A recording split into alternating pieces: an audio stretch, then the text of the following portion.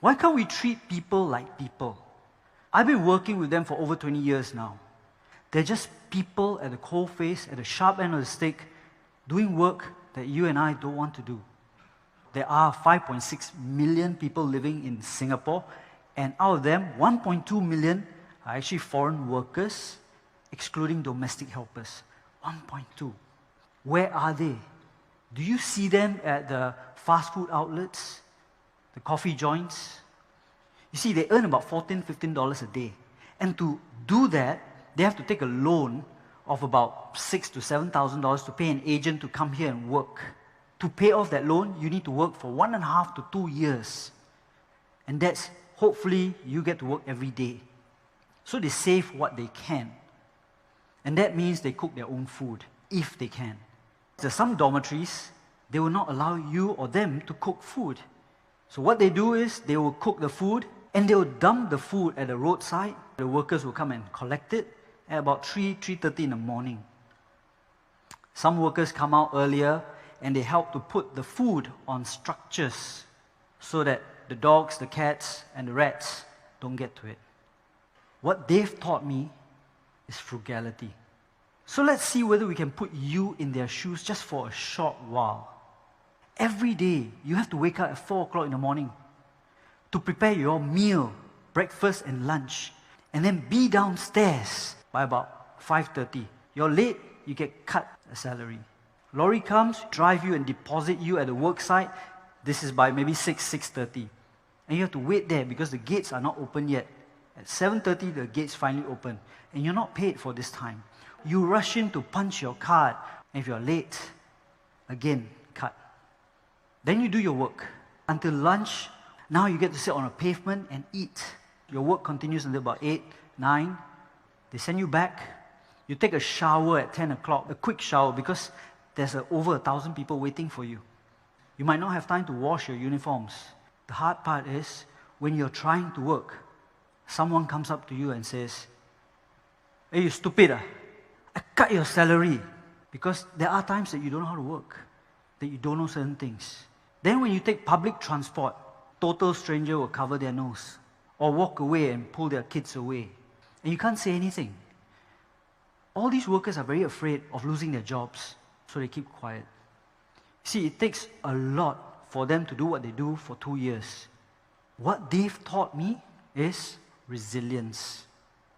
They might not see their kids' first smile, first words, or first time that they walk. And some of them don't see when their parents pass away. And as a man, you take it, you keep it, because you don't want to worry your family. Just like some of you go for NS or your studies, when parents ask you, "How is everything?" you lie, because you don't want someone else to worry. A long time ago, I had a project called Robertson Walk, and I had 2 workers, Anthony and Raja. So they came to me one day and said, "Boss, can we use the show flat?" I said, "Okay, sure." So on a Saturday night, for the first time in my life, I saw them clean. Best suit, even comb their hair.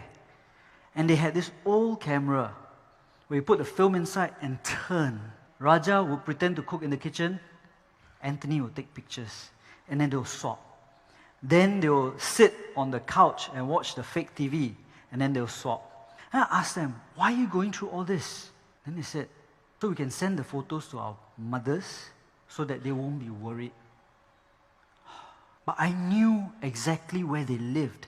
They lived in the basement 2 car park of a building under construction. 180 workers in a car park with plywood walls, dirt and mud on the floor. And yet they were telling their parents they are good. What I learned from them is sacrifice. I've never admitted this anywhere, but my father was a migrant and he was uneducated. Then he became a Singapore citizen before I was born. My father worked 2 jobs, bus driver and security guard. He would come home once a week to change his work clothes. And I can tell you, kids are mean. They used to disturb and say, "Hey, your father's smelly. He rides a bicycle. Why no money?" Yeah, he didn't. He would save everything for us, just like these workers do. And I was a kid listening to this. I was embarrassed by him. But at the same time, my heart cried for him because I knew how hard he worked. And while kids are mean, adults are no better. While he was working, he had a stroke.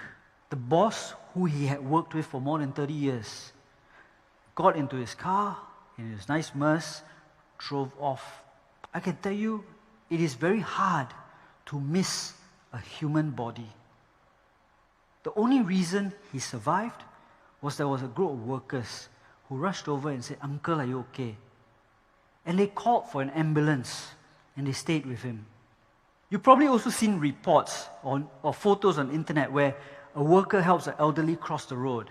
Then there was one, not too long ago, where a toddler was dangling from the 3rd floor balcony. And everybody was busy taking photos. And these 2 workers came out of nowhere, climbed the outside of the building, saved the toddler, came back down on the outside, left. They might be less educated than you, but they can care.